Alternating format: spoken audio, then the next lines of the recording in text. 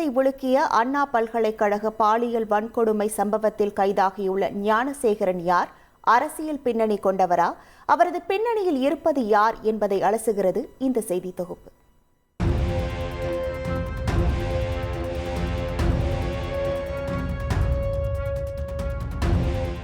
சென்னை அண்ணா பல்கலைக்கழக வளாகத்தில் அரங்கேறிய பாலியல் வன்கொடுமை சம்பவம் ஒட்டுமொத்த தமிழகத்தையே அதிர வச்சிருக்கு. பல்லாயிரக்கணக்கான மாணவர்கள் பயிலும் ஒரு முதன்மை பெற்ற கல்வி நிறுவனத்துல அத்துமீறி நுழைஞ்சு மாணவிய மிரட்டி அங்கிருந்து வெளியேறதுக்கு ஞானசேகருக்கு தைரியம் வந்தது எப்படி? அவருடைய பின்னணி என்ன என்ற கேள்விக்கு அதிர வைக்கும் பதில்கள் கிடைத்துள்ளது. தற்பொழுது மாவுக்கட்டுடன் காவல் நிலையத்தில் உள்ள ஞானசேகரனுக்கு மொத்தம் 4 மனைவிகளாம். முதல் மனைவிக்கு 11 வயதில் ஒரு மகள் உள்ள நிலையில் ஞானசேகரனின் பாலியல் கொடுமை தாங்க முடியாமல் அவர் பிரிந்து சென்று விட்டாராம். பின்னர் 2வது மனைவிக்கும் ஒரு பெண் குழந்தை பிறந்த நிலையில் அவரும் பிரிந்து சென்று விட்டார். 3வது மனைவிக்கு குழந்தை இல்லாத நிலையில் 4வது மனைவிக்கு ஒரு ஆண் குழந்தை உள்ளது. வருமானத்திற்கு என்ன செய்கிறார் என்று கேள்வி எழுந்தபோது அடையாறில் பிரியாணி கடை நடத்தி வருகிறாராம் ஞானசேகரன். ஒரு நாளைக்கு கிட்டத்தட்ட 20,000 ரூபாய் லாபம் பார்க்கும் ஞானசேகரன் இரவு கடையை மூடிய பின் மது அருந்திவிட்டு தன்னுடைய விலை உயர்ந்த ஜீப்பில் பந்தாவாக புறப்பட்டு கிழக்கு கடற்கரை சாலை பகுதிக்கு சென்று உல்லாசமாக இருந்து வந்துள்ளார். இது மட்டுமா? அரசியல் கட்சி கூட்டங்களுக்கு ஜீப்பில் பந்தாவாக சென்று அங்குள்ள பெண்களிடம் நைசாக பேச்சு கொடுத்து தன் வலையில் விழ வைத்து சில்மிஷத்தில் ஈடுபட்டு வந்ததும் தெரிய வந்துள்ளது.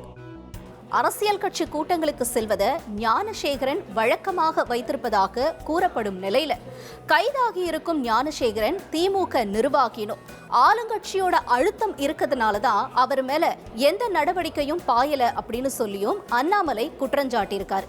ஆனா இதற்கெல்லாம் மறுப்பு தெரிவிச்சிருக்காரு சட்டத்துறை அமைச்சர் ரகுபதி. ஞானசேகரன் என்பவர் அந்த வன்முறை சம்பவத்துக்கு காரணமானவராக கண்டறியப்பட்டிருக்கின்றார். அதற்கு காரணமான அவரை ஒரு 5-6 மணி நேரத்துக்குள், இன்னும் சொல்லப்போனால் 24 மணி நேரத்துக்குள்ளே கண்டுபிடிக்கணும். 5-6 மணி நேரத்துக்குள்ளே அவரை கண்டுபிடித்து அவருக்கு இன்றைக்கு போலீஸ் கஸ்டடி ரிமாண்ட் வாங்கி கொடுத்திருக்கின்றோம். அவர் இன்றைக்கு ரிமாண்டில் இருக்கின்றார். எனவே காவல்துறை உரிய நடவடிக்கை உடனே எடுத்துவிட்டது.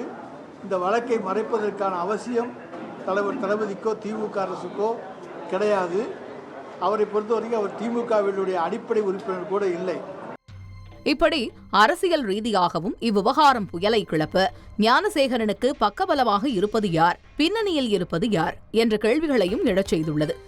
உடன் வந்த நபரின் விவரங்களை அறிய சம்பவத்தன்று அப்பகுதியில் இருந்த செல்போன் டவர்களை ஆராய்ந்து அதன் மூலம் செல்போன் எண்ணை கண்டறியும் பணியும் நடைபெற்று வருகிறது. இப்படி ஞானசேகரனோட பின்னணி நீண்டு கொண்டே போக சம்பவத்தன்று மாணவிக்கு அவரு 3 ஆப்ஷன் கொடுத்ததாகவும் அதுல சார்னு ஞானசேகர் ஒருத்தரை குறிப்பிட்டதும் இந்த வழக்கோட அதிரடி திருப்பமா அமைஞ்சிருக்கு. முதலில் தான் எடுத்த வீடியோவை மாணவியின் வீட்டிற்கும் டீன் ஆபீஸுக்கும் காண்பித்து கல்லூரியில் இருந்து டிசி தர வைப்பேன் என கூறியுள்ளார். 2ஆம் ஆப்ஷன் தன்னுடன் கொஞ்ச நேரம் இருக்க வேண்டும் என்றும் 3வது ஆப்ஷனாக அந்த சாருடன் கொஞ்ச நேரம் இருக்க வேண்டும் என்றும் மிரட்டியுள்ளார். இந்த மிரட்டலுக்கு இடையில் ஞானசேகரனுக்கு ஒரு போன் கால் வர அதில் நான் அவளை மிரட்டி விட்டுவிடுவேன் என கூறியுள்ளார்.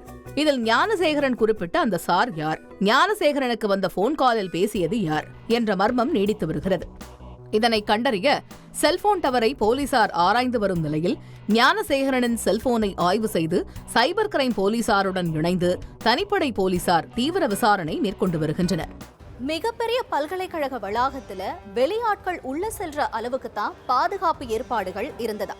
அத்தனை பெரிய வளாகத்துல சிசிடிவி கேமராக்கள் வேலை செய்யல அப்படிங்கிற விஷயமும் பல்வேறு கேள்விகளை எழுப்பியிருக்கு. இப்படி இந்த வழக்குல இன்னும் எத்தனை பகீர் சம்பவங்கள் வெளிவரும் என்பதை பொறுத்திருந்து பார்க்கலாம். தந்தி டிவி செய்திகளுக்காக சென்னை செய்தியாளர் சசிதரன். செய்திகளை உடனுக்குடன் தெரிந்து கொள்ள உடனே சப்ஸ்கிரைப் பண்ணுங்க.